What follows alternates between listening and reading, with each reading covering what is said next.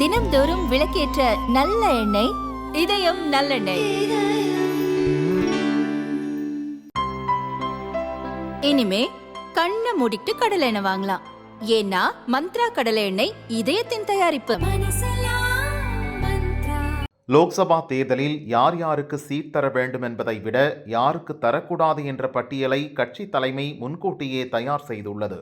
தொகுதி பக்கமே போகாதவர்கள், மக்கள் குறைகள் கேட்காதவர்கள், சர்ச்சையில் சிக்கி கட்சிக்கும் ஆட்சிக்கும் கெட்ட பெயர் ஏற்படுத்தியவர்கள், கட்சி பணியில் ஆர்வம் காட்டாதவர்கள், மக்களின் அதிருப்திக்கு ஆளானவர்கள் என பல்வேறு விஷயங்கள் அடிப்படையில் இந்த பட்டியல் தயார் செய்யப்பட்டுள்ளது.